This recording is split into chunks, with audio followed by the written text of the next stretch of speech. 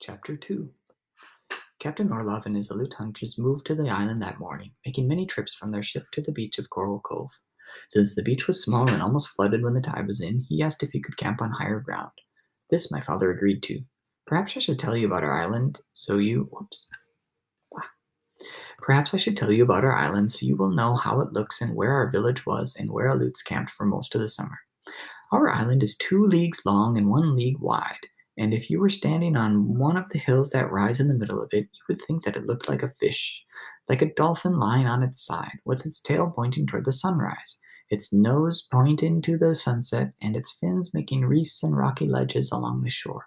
Whether someone did stand there on the low hills in the days when the earth was new and, because of its shape, called it the Island of the Blue Dolphins, I do not know. Many dolphins live in our seas, and it may be from them that the name came. But one way or another, this is what the island was called. The first thing you would notice about our island, I think, is the wind. It blows almost every day, sometimes the northwest and sometimes from the east, once in a long while out of the south. All the winds except the one from the south are strong, and because of them the hills are polished smooth and the trees are small and twisted, even in the canyon that runs down to Coral Cove. The village of Galat lie east of the hills on a small mesa near Coral Cove in a good spring. About half league to the north is another spring, and it was there that Aleuts put up their tents, which were made of skins and were so low to the earth that the men had to crawl into them on their stomachs. At dusk we could see the glow of their fires. That night my father warned everyone in the village of Galasat against visiting the camp. Aleuts come from a country far to the north, he said. Their ways are not ours, nor is their language. They have come to take otter and to give us our share in many goods which they have and which we can use. In this way we shall profit, but we shall not profit if we try to befriend them. They are people who did not understand friendship. They are not those who were here before, but they are people of the same tribe that caused trouble many years ago. My father's words were obeyed. We did not go to the Aleut camp, and they did not come to our village. But this is not to say we did not know what they did, and what they ate in, and what they cooked, and what way they cooked it, and how many otter were killed each day, and other things as well. For someone was always watching from the cliffs while they were hunting, or from the ravine when they were in camp. Rommel, for instance, brought news about Captain Orlov. In the morning, when he crawls out of his tent, he sits on a rock and combs until the beard shines like a cormorant's wing, Rommel said. My sister Ulape, who was 2 years older than I, gathered the most curious news of all. She swore that there was an Aleut girl among the hunters. She is dressed in skins just like the men, Ulip said, but she wears a fur cap under the cap. Under the cap she has thick hair that falls to her waist. No one believed Alate. Everyone laughed at the idea that hunters would bother to bring their wives with them.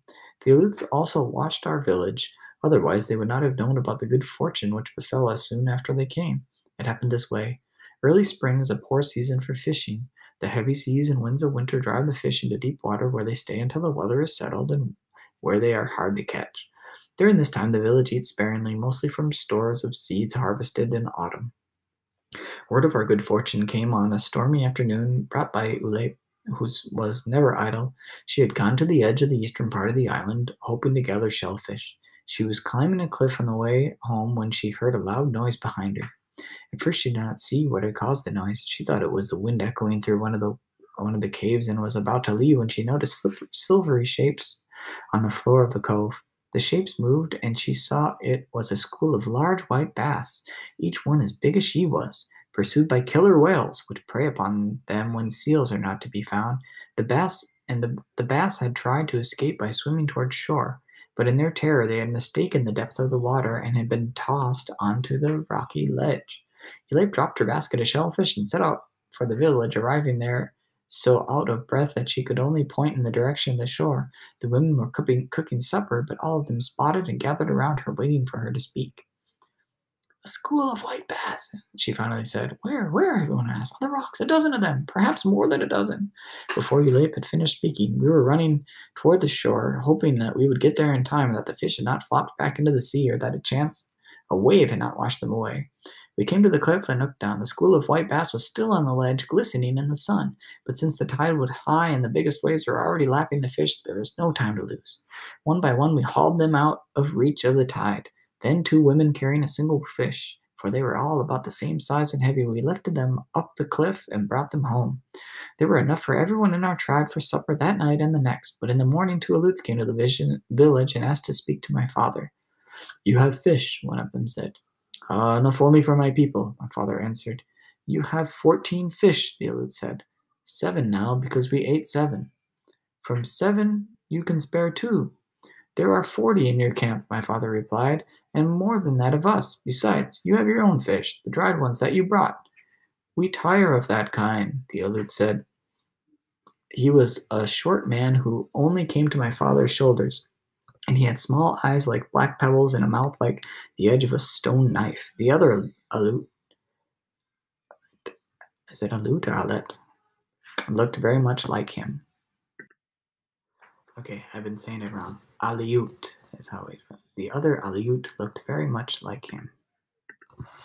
You are hunters, my father said. Go hunt your own fish if you are tired of what you are now eating. I have my people to think of. Captain Orlov will hear that you refuse to share your fish. Yes, tell him, my father said, but also why we refuse. The Alouette grunted to his companion, and the two of them stalked off on their short legs across the sand dunes that lay between the village and their camp. We ate the rest of the white bass that night, and there was much rejoicing. But little did we know, as we ate and sang, and the older men told stories around the fire, that our good fortune would soon bring trouble to Galasat.